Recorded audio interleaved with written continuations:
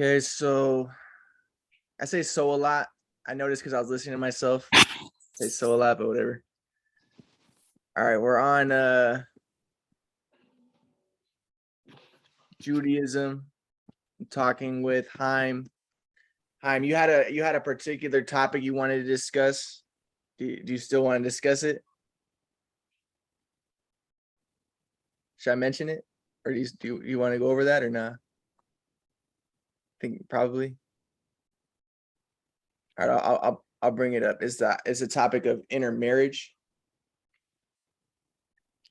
Any thoughts that you have in particular with that, Chaim?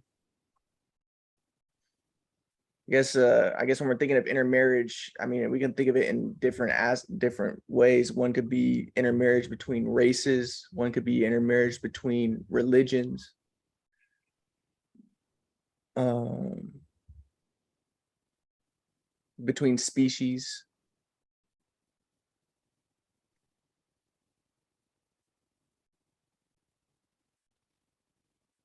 Any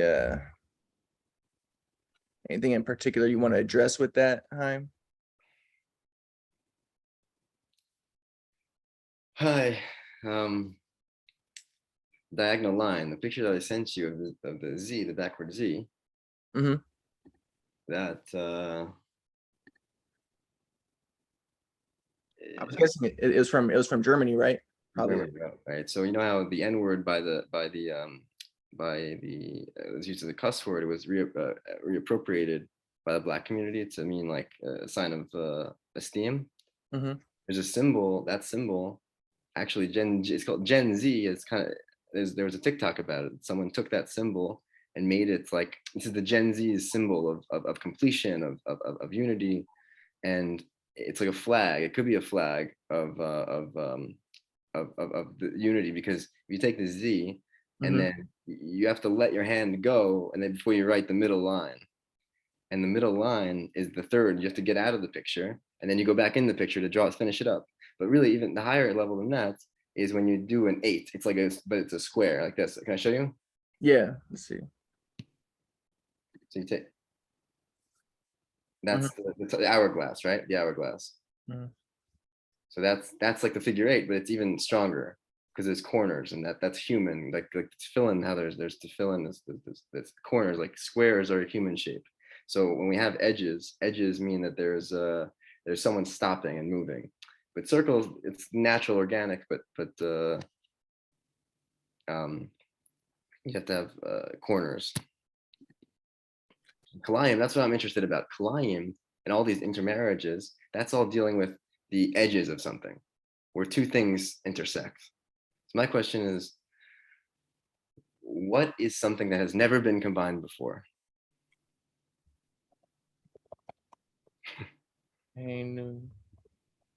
Oh yeah, like now people are combining different species in like laboratories, and I know that there's one theory that that's what the like Antichrist is going to start doing. He's going to start like genetic engineering, and people think that that's what happened back in Greek times, where they had those like hybrid, or even like in Egypt, ancient Egypt, they had those hybrid like humans and creatures that like they had a crocodile god, and he had like a crocodile head, and then they had a god with a head of a bird, and a god with the head of a cat, a god with the head of a lion, and Anubis was kind of like a jackal, Bastet was the cat, Sekhmet was a lion, and but they were related to like the sun. A lot of them are related to the sun god Ra, and all these gods were like hybrid creatures. And again, I think that a lot of that has to do with they represent qualities. So like a cat has certain qualities and kind of stereotypical, and then they look at it as like a god. So, and then we had the gods intermingling with the humans, and we saw that in the first story, Genesis, where Satan, who was seen as a god, and he's an angel or a demigod. The Hindus see him as Shukracharya, who has one eye because Vishnu poked out his other eye. And the Muslims say that the Dajjal is going to have one eye and he's going to be Satan. Well, it's because they're thinking of Satan, the planet Venus god. and he has sex with Eve. And then we saw in Genesis also where the sons of God are having sex with the daughters of men. And that's a familiar story throughout all the cultures where, like Indra or Zeus or these other gods who were mainly the storm god was the most promiscuous, but also the sun god had intercourse with humans, and the fire god had intercourse with humans, and all these gods had intercourse with humans, and they had offspring, and that they're considered like the giants, the Nephilim, like Hercules. And you see that in the Bible where that's why God sends a flood. That's why the flood is sent, because it was that intermingling between not just species, but between gods and humans. And that's a no-no, There has to be separation. There has to be separation. Or is there a now people think that what Satan's going to do is Satan's going to do a lot of genetic engineering, and I forget how they were looking at it. I was listening to some Christians talking about that, and they were saying that he's going to be, because they're going to say that he's going to want to not have sex, and he just want to procreate with his seed and do it through genetic engineering and stuff, and he's going to be creating all these hybrids and stuff like that. I don't know, but stuff gets weird. But yeah, but basically the idea of like intermarriage, we see it in Islam, where Muslims don't want to have marriage with non-Muslims, unless of course they conquer a people and then they kill the men, and then they'll take the women as hostages and make them their wives, but then they have to become Muslims, of course. And then like I think probably even Hindus, because people a lot of times they look down upon Jews and be like, oh, Jews, they have the Talmud, and the Jews say that the Goyim are less than human and stuff, but that's not original to Jews. Like even Hindus have scriptures where they say anybody who's not a Hindu is less than human. So, and they probably don't want to marry outside of their caste. They don't marry outside the caste. That's a big thing. Where they have a Brahmin caste, they have 4 castes: the Brahmins, the Kshatriyas, the Sudras, and the like the merchant caste. And they're not supposed to intermarry. They're supposed to stay within their caste. Now, it's debatable. There's other sects that say, no, you're allowed to, like the Vaishnav, Hare Krishna is a Vaishnav sect, and they say, no, that's all. No, you're allowed to marry whoever you want. It's not about what you're born into. It's about what your soul is like. Now, I know, like, my friend is a Hindu, but he's also Mexican, but he's really into the Hindu astrology, and he did my chart. And according to the Hindu astrology, he says that I'm a Brahmin Deva. I'm the highest of the highest caste, which is kind of interesting that's what he got from me. But he himself, he's a Deva, but a Sudra, I think. Like, he's a working class, but he's also a god. So that's kind of high, but not that high.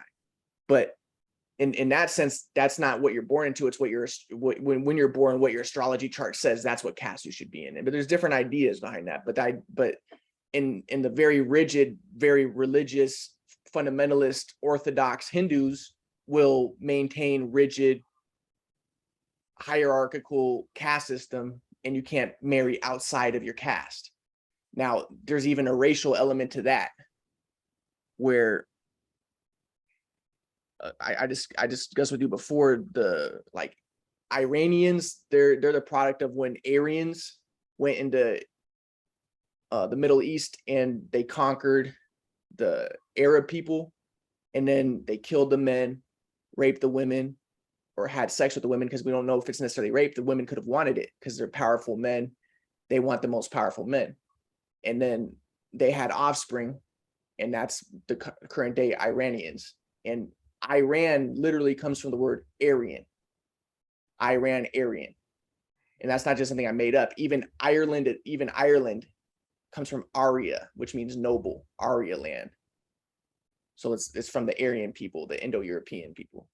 Is in Korea, is it also a combination of 2 different peoples? I heard like the Japanese, I heard that they're a combination, maybe that there was a Aryan group or like a white group that went over there and kind of intermingled with the Asian people. Mm-hmm. They created Japanese, and I heard there's stuff like that too over there. But there's a lot of mixing everywhere, right? but in India especially too, that's what happened where the Aryans went down and they conquered the kind of nomadic people who live, the pastoral people who are more brown skin, and they worship Shiva. The brown skinned people, this is according to scholars, they worship Shiva. That was their main god, but the Aryans' main god was Vishnu. And then when these two cultures came together, there was a lot of conflict, and some people think that, you know, when the Hindus have their mythologies, they have demons and demigods, and they think that it kind of is a reflection of what they faced in their own, like in their own physical reality, in their own existences, where there was a conflict between the brown people and the white people who came from the north. And we don't necessarily want to say like the white people were evil or anything, because part of it was just due to climate, because it's so cold up there, they have to go south, and they needed resources and stuff, right? So they go down. But the brown people, they don't need to travel as much because they're kind of in a better climate where it's more suitable for them to live, and they don't need to travel as much. There's a lot of different reasons, but it doesn't really matter. The way I look at it again is it's the water element and the fire element, and they came into conflict. White people are water element, brown people are fire element. And then so then they had an intermingling of these two ideologies, these two belief systems. One was Shiva worshippers, one was Vishnu worshippers, and then the emergence out of that emerged Hinduism. Now that's what the scholars think, but then there's other people who say no, Hinduism is eternal, and these gods are real, and that's not what happened. And but anyways, the way the scholars look at it though is the Brahmins, they think that out of that came the caste system, and they think that the white people, the more European people, they made themselves into the Brahmins, the priests, and that's why they say that the usually northern Indians are Vishnu worshippers and southern Indians are Shiva worshippers.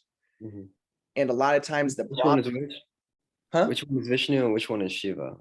So Vishnu, now the way they look at it is Vishnu's the preserver god and Shiva's the destroyer god. Now, again, scholars are probably looking at it and say, well, the reason why is because the people who conquered, who had the power, the European people, the Aryans, they made their god the good god, and they made the dark people's god the bad god. And the Aryans, they were more they were agriculturalists. And so what the scholars think is then they kind of imposed ideas of vegetarianism, and that's where you get vegetarianism in Hinduism. Whereas the brown people were more pastoralists and they ate meat.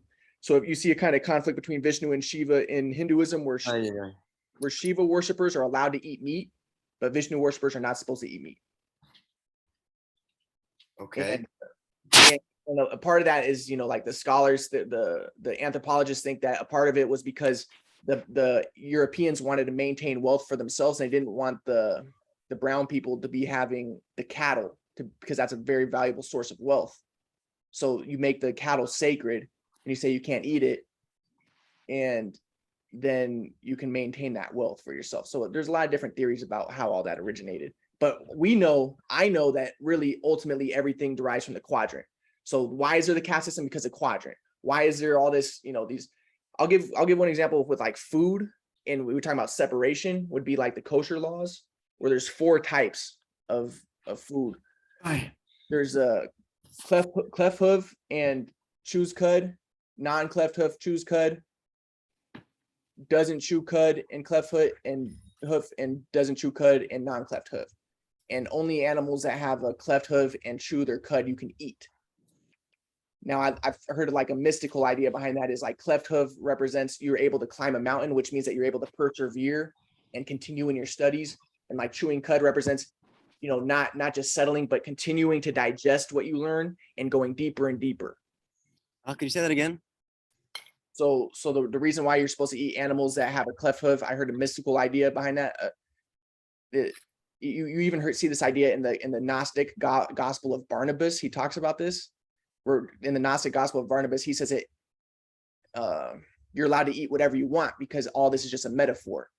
Now, I learned at a Chabad, actually, this is what the Chabad rabbi said. He said that the mystical idea was the reason why you're allowed to eat why you're supposed to eat animals that have cleft hoof and chew their cud is because animals that have cleft hooves are animals that climb mountains. and you are what you eat. Remember, we talked about that before. That's the idea. You're supposed to imbibe what you want to become. So you eat an animal that climbs mountains because that's what you want to do. You don't want to settle at the bottom. You want to go to the top and have full spectrum, full vision, a vision of everything. So you want to be a mountain climber. And then why animals that chew their cud is because you want to, an animal chews its cud, it eats something and then it burps it back up and then it eats it more and then burps it back up and eats it more. And the idea behind that is you don't just eat it one time and let it, just fester or whatever. You want to continue to digest it and continue to get deeper into it.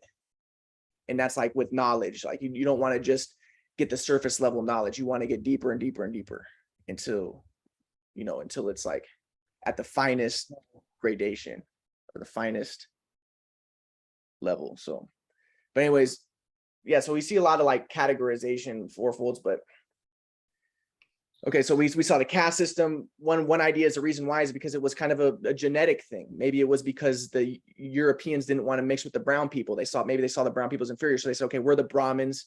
You guys are Sudras. You work for us, and we do the thinking and we do the meditating and we do the the rituals and everything, and you guys do the work. And maybe that was a part of the thing.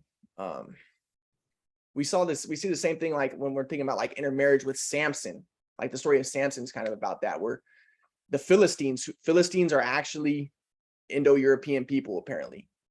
I think that they came from like somewhere in Europe, and I think that they came in like boats or something. They might have been from Greece or something. I forget exactly where the Philistines are from.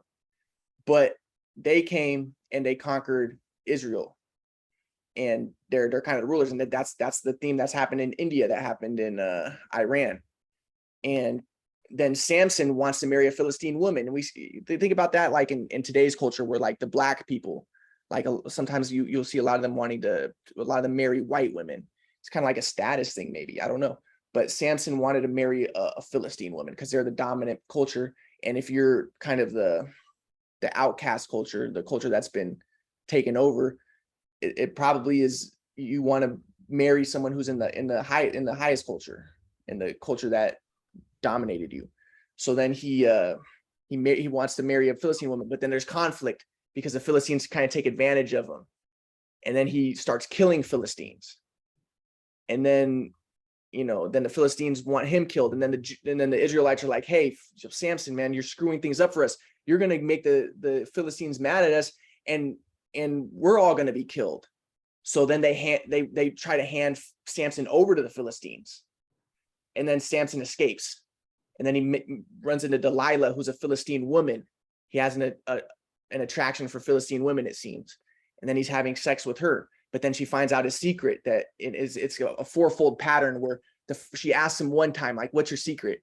And then he tells her something, it's not the right thing. And then she asks him a second time, a third time. But only the fourth time she figures out it's his hair. Again, that's a 3+1 pattern that you see throughout the whole Bible. And then they capture him, they pluck out his eyes, and then they have him grinding grain. Now, this is interesting. Some rabbis say when he's grinding grain, what was the Philistines doing? They made him into a sex slave because he was so powerful that they were having him as like a stud to mate with their women so that they can have powerful offspring. And guess what one of the offspring of Samson was? Goliath, who David ends up killing. That was one of the offspring of Samson and a Philistine woman. So, okay, we're seeing like intermingling of races and stuff. And one idea behind intermingling of races is when you have two races or two separate species come together, you get something way more powerful. Like they say that with races or ethnicities, that you get two like separate ethnicities and you put them together, the genes somehow are stronger. That's one idea, but then other people beg to differ, Other people have different opinions on the matter. But in this case, the product was Goliath, who was kind of a freak, right? So he's very strong, but he's also kind of a freak. And but yeah, so he's grinding grain. According to some rabbis, grinding is really means sex. He was having sex with Philistine women. They plucked out his eyes, but then Samson's hair grows back, and then he's holding two pillars. There's two pillars side by side, and he puts his arms out. Now, the Christians say that this was a foreshadowing of Jesus, because when he put his arms out, he makes a cruciform, he makes a quadrant, and then he pushes down the pillars, and then the pillars fall on him, kill him, but they also kill the Philistines. I look at that kind of like when Jesus converted the Roman Empire to Christianity, it killed, he was killed, and it also, in my opinion, it destroyed the Roman Empire, because the Roman Empire was very strong under the pagan system, and they worshiped the emperor, and they were very powerful. What destroyed the Roman Empire was Christianity, and I'm not just making that up. Like Gibbons, who's a famous historian, says that that's what destroyed the Roman Empire was Christianity. I don't think it's a coincidence. I think that why would Jesus, a Jew, want the Roman Empire destroyed by converting it to Christianity? Because the Roman Empire was fighting the Jews, and he basically defeated his enemy by converting them to Christianity, which was a religion that taught pacifism and taught people to be nice, and also taught to give to the Jews and stuff. Like Paul would tell the Christians, like, we're giving you spiritual blessings now, can you give us material blessings, right? So that's one opinion I have. But then there's other opinions. Maybe it was a good thing for the Roman Empire to fall, and maybe it was like an idea to bring everybody together under a peaceful ideology. Who knows what there's so many dimensions to everything. But all I know is a quadrant is the basis behind everything. Ultimately, the quadrant's always revealed. It's supreme. But we can come up with all these different hypotheses about why and how and all that type of stuff. But yeah, so that's one story, and that's about like the intermingling of the races and stuff. I think it's a complex question. I don't know if there really is necessarily like one answer behind it. Like I know that one thing that rabbis say is the reason why the tribes of Israel, like the northern tribes, why they were separated, why they went out, was because they say that there was like, when the shards of glass in the Sephiroth, like they broke, there was a lot of light that was released, and the light went into Gentile nations. And one idea is that like by the Israelites being disseminated throughout the world, they can get light. There was like intermarriage was a part of the plan, and they can like they're meant to like marry into some powerful Gentiles who had that light, and that was to make and bring them into Judaism, and that was to make the Jewish. That's one idea. But then there's other rabbis who say no, you should not intermarry. And again, I know that my grandpa, one thing that he taught, my grandpa was like a meta-psychiatrist, but he was Christian. Growing up, he was a Christian, but then he became a meta-psychiatrist, which is kind of like Buddhism and Christianity mixed together. But he would say, like, he says to look at things as like a body, like everything is one, but there's different parts of a body. Like there's a finger, there's an eye, there's a tongue. And yeah, everything's one, but do the tongue cells marry the lip cells, or do they associate with each other, like the toe cells and the heart cells and stuff? There's different, everything is one, it's one body, but there's also differentiation within it. And so to be like, oh, everybody should intermarry, everybody should mix it, that's kind of like forcing things. It's like, oh, should we really mix a bone cell with a skin cell? Maybe not, but maybe sometimes it's not a big deal to mix cells and stuff. But the idea is there's no clear-cut answer to it. I look at everything as like the elements. What we see is water and earth. That's the black race and the white race. There's mixing. Water's always going up against earth. Like look at the shore. The water, the waves are hitting the shore, and they're hitting the sand, and that's the white race and the black race. And it makes mud. And maybe that's like when white people and black people come together, and then they have offspring, and it's kind of a mixture of water and earth. But it doesn't happen that much, but it happens a lot, because water and earth are connected. You see that a lot of intermarriage, especially between black men and white women. And if you see that a lot among Jewish women marry like black men and like Mexican, like I think it's more common among Jewish women than among quote unquote like regular white women intermarrying. What is that? Are you there, Chaim?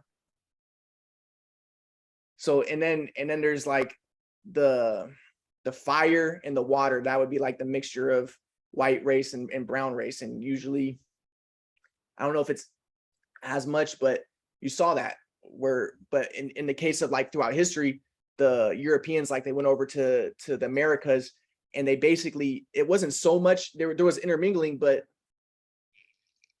hello, Hello. how are you? All right. Who are you? My name is Ryan Ryan. Merkel.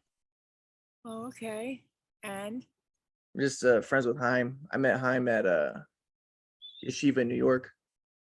oh, okay. So you were on a call with him, right? Yep. Oh, I'm sorry to interrupt. Oh, it's fine. Don't worry about it. It's good meeting you. Okay. What's your name? Sorry. Peggy, I'm grandma. Oh, okay. Nice meeting you. Same. I'm sorry. I didn't know. I just drove up here and I can't see you because we're outside. Okay. Go ahead. I'll. Right? You okay? Oh, say something. Say hello. Hello. Okay. All right. So but if you like look at what happened with the Europeans and like the brown people, like Native Americans, there was intermixing, but really they exterminated them in a big way. Like most of the Native Americans were killed, and that would be like. And also think about Native Americans; they considered themselves the red race. They weren't necessarily brown; they were red. And think of fire as red. And the Europeans, like a lot of Europeans have blue eyes like water. So when the Europeans went over to like Native Americans, quote unquote, or Amerindians, however you want to call them, they brought diseases like smallpox, and they were just annihilated. Like the Amerindians were just wiped out. But just think about what happens when water interacts with fire; it gets wiped out. And then like Asians, their air element. Asians tend to stay to themselves a lot, right? Like think of Asia. I think it's mainly Asian people. And think about air. Does air really mix a lot with earth and water and fire?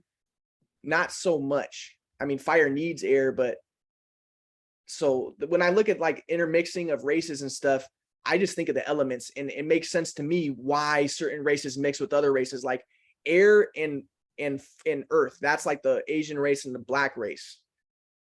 Do you see too much intermixing of those races? Not really. You see a lot more of water and earth, white race and black race, but like air and earth, air kind of stays more to itself. Now air tends to like air. I think of like air and the clouds. Like clouds are water, so that'd be like the mixture of the white race and the air, right? The Asian race. You see a little bit of that, and you see it's really common, more common for white men to marry Asian women and have offspring. And I think of that as like, yeah, that happens when the clouds. That's the white race and the Asian race intermixing. And you kind of sometimes see like Asians have like they like white people a lot. Like they want to be white people a lot sometimes. And then white people sometimes want to be black people, but then there's also like seeing it as negative. So this is like Omi and Winant's model of the social categorization, social relation, or they call it like the racial division spectrum, where they have Asians are superior insiders, white people are superior outsiders, white people are superior insiders. So Asians want to be insiders. They want to be like white people. White people are superior insiders. Black people are inferior insiders. So white people kind of look down upon black people, but also there is kind of a desire to be like black people. I'm thinking of like people like Michael, like white people wanting to be like Michael Jordan, or like be athletic and do stuff like the black people quote unquote do, or like be a rapper or something. You sometimes see like white people wanting to be rappers and stuff like that. So that's the second quadrant wanting to be a third quadrant. And then black people, maybe there's a desire to kind of like be like the brown people. The third quadrant wanting to be the fourth quadrant, where you'll see like a lot of the rappers will talk about like El Chapo. Like, I want to be El Chapo. El Chapo is like a quote unquote brown drug dealer, and they want to be like him. Or, maybe even like looking up to Jesus. Like Jesus was probably brown, right? So, a lot of black people be like, yeah, Jesus was black, but I don't know. There's kind of a desire for black people to be the third quadrant, to become the fourth quadrant, to be brown. That's the way I kind of look at it. And we see, so when I think of the intermixing of races, I think of that. Now, in terms of like religions intermixing, like Judaism, Jews intermixing with other people, it happens a lot. It's like really, really common. And, is it bad? Is it good? who's to say? I would say like it's a really complex issue. It's a really complex, and black and white answer is probably not like yes or yes is good or no it's not. There's a lot of nuances and stuff involved with that.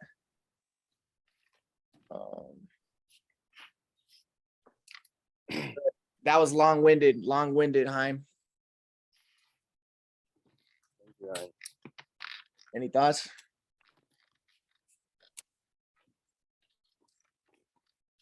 Any questions?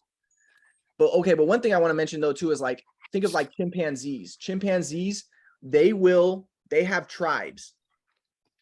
And in a tribe, they let women leave their tribe to go into other tribes. So the women will leave the tribe and then they'll go into a new tribe. Or no, they let men leave a tribe and then go into a new tribe. And then the new tribe will allow the men to come in. And then those men can fornicate with the new tribe's chimpanzees.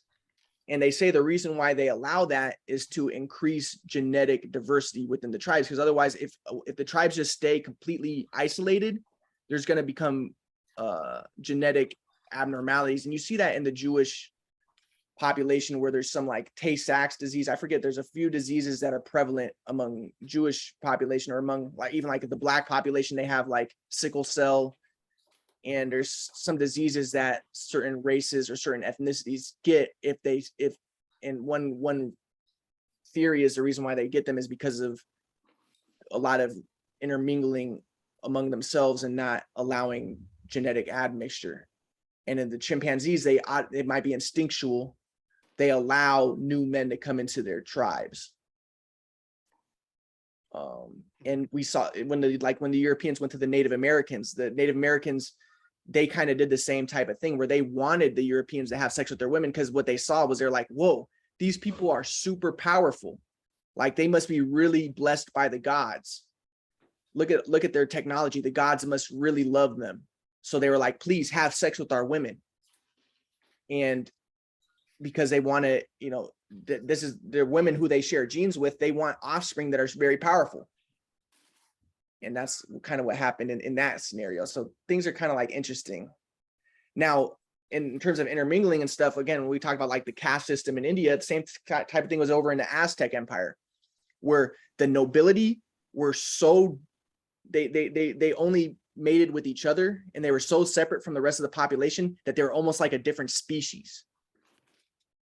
And they wouldn't have, or even like in Egypt, though, we saw the same thing where like the Egyptian pharaohs, they had sex with their sisters because that's how they had so much power, and they wanted to entrench that power within their genetic lines.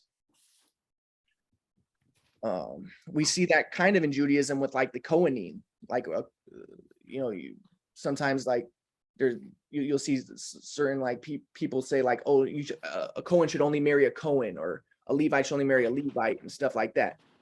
But you see it throughout the world. And I think, in the evolutionary genetic Darwinian perspective, it's in order to entrench power into genetic lines. But then there's other theories about why that is. Maybe those lines are special. Maybe those lines should be preserved.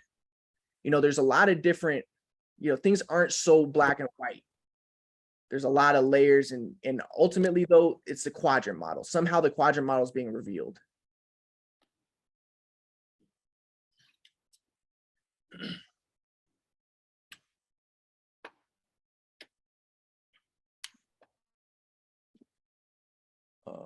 So yeah, that's a topic of intermarriage and intermixing. It's like so many layers to it.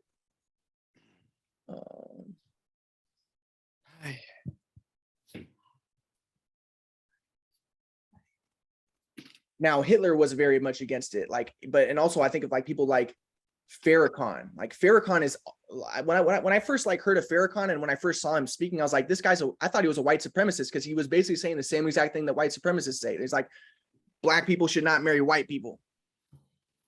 And I'm thinking like, okay, that's exactly what Hitler thought.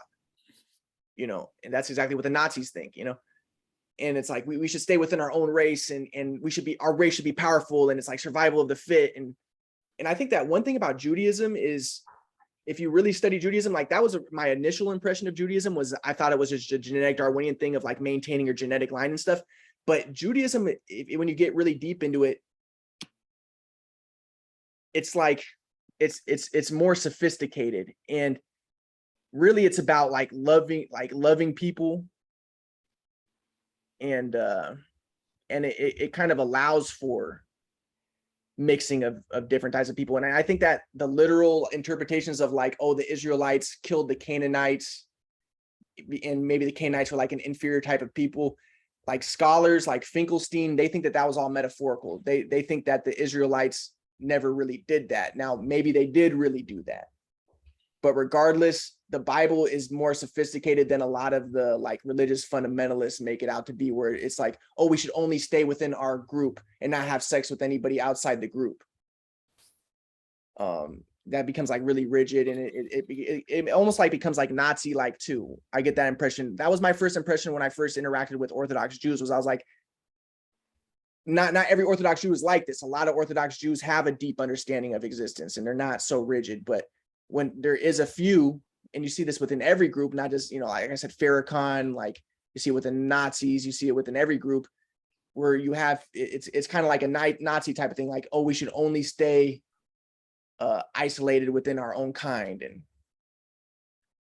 it makes me think of what the Nazis did. But again, I'm not saying that that's wrong. Sometimes like the skin cells should stay with the skin cells, and the blood cells with the blood cells, and the bone cells with the bone cells. And maybe that's the case too in humans. Like there's no like real clear-cut answer, in my opinion. But regardless, we do see a lot of intermixing. And the thing about Jews too is there's different races of Jews. There's black Jews who would be more earth element. There's white Jews who are more water element. There's like Asian Jews would be more air element, and brown Jews would be more fire element. Now, probably most Jews are kind of like the Sephardic Jews, probably a little bit more brown element. Even the Ashkenazi Jews